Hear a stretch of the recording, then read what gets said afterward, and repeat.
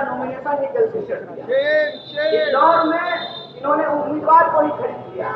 अब आप बताइए कि अगर उत्तर पूर्वी दिल्ली की जनता अपने सांसद से खुश नहीं है तो उसके पास एक विकल्प होगा, तभी तो वो उसके खिलाफ वोट करेंगे।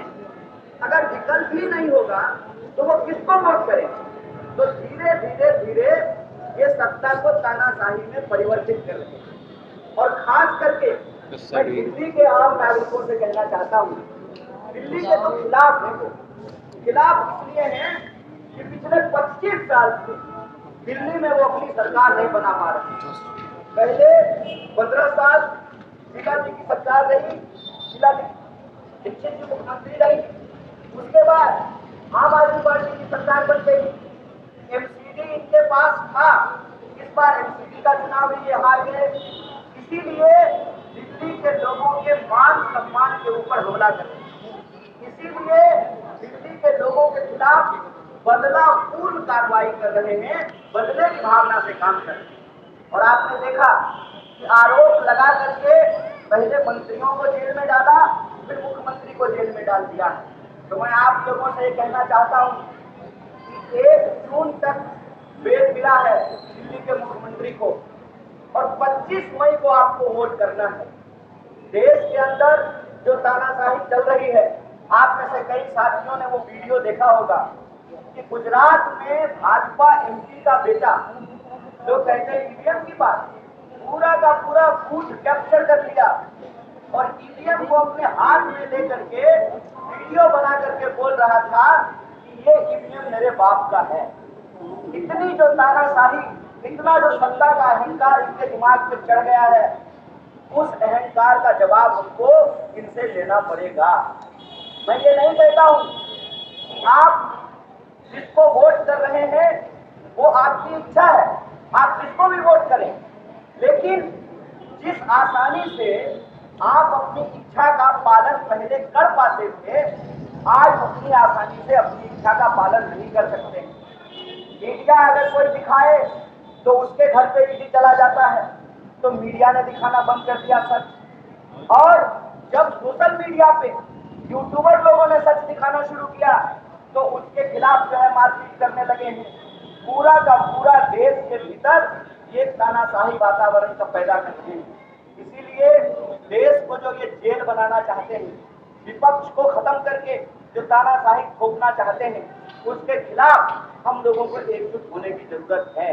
और इसी समझदारी से आम आदमी पार्टी और कांग्रेस पार्टी, आपने हर चुनाव देखा होगा, विधायक के चुनाव में भी आपने देखा होगा कि दोनों पार्टी एक दूसरे के खिलाफ थी, पार्षद के चुनाव में भी दोनों पार्टी एक दूसरे के खिलाफ थे। लेकिन धीरे धीरे देश की जनता को और देश के राजनीतिक कार्यकर्ता और नेता को यह बात समझ में आ रही है कि जब घर बचेगा तब न फ्लोर की लड़ाई लड़िएगा, जब घर बचेगा तब न कमरे की लड़ाई कीजिएगा, जब लोकतंत्र ही नहीं बचेगा, जब पूरा विपक्ष ही नहीं बचेगा, तो आपस में कौन सी विधायक की लड़ाई करिएगा और कौन सी जो है पार्षद की लड़ाई कीजिएगा।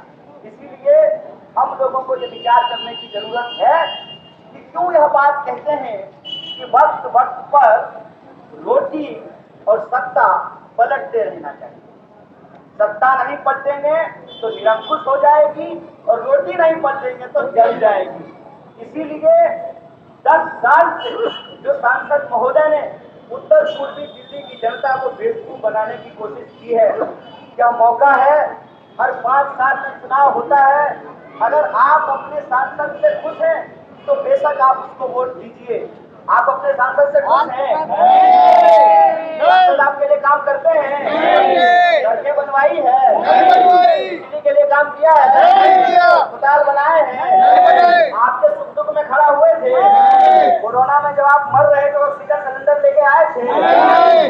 तो जब आपके लिए काम नहीं करते हैं तो आपके सामने तमाम कठिनाइयों का सामना करने के बावजूद, तमाम झूठे आरोपों को झेलने के बावजूद आपके सामने इंडिया अलायंस एक मजबूत विकल्प के रूप में खड़ा है।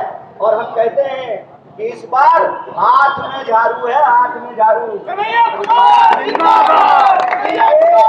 7 सीटों पर चुनाव हो रहा है। 4 सीट पर इंडिया अलायंस का चिन्ह झाड़ू है। ये जो बगल वाली कॉन्स्टिट्यूएंसी है ना, पूर्वी दिल्ली, वहां पर निशान झाड़ू है। और यह जो कुलदीप कुमार जी, और यह जो उत्तर पूर्वी दिल्ली है, वहां पर इंडिया अलायंस का चुनाव चिन्ह हाथ का छाप है, हाथ का पंजा है।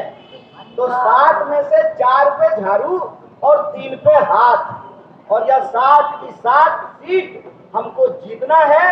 25 मई को वोट होना है। 1 तारीख तक का जमानत मिला है दिल्ली के सीएम को।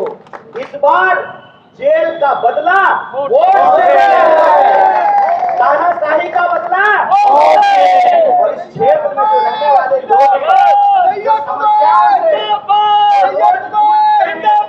चाहे वो जाम की समस्या हो, चाहे वो गटर से बहता हुआ पानी हो, चाहे इस इलाके में कानून व्यवस्था की समस्या हो, क्या करोगा जी, है ना, मोबाइल चोरी होता है, चाहे लॉ एंड ऑर्डर की समस्या हो, कानून व्यवस्था की समस्या हो, इस इलाके में रहने वाले लोगों का रोजी का, रोजगार का, पढ़ाई लिखाई का, दवाई का, इन तमाम मुद्दों पर आप लोगों को एकजुट होकर के वोट देना है। बोलिए, आप उत्तर पूर्वी दिल्ली में बदलाव के लिए तैयार हैं? आप परिवर्तन करेंगे? परिवर्तन करेंगे। तो एक और अपील है हमारा आपसे, एक और गुजारिश है हमारा आपसे।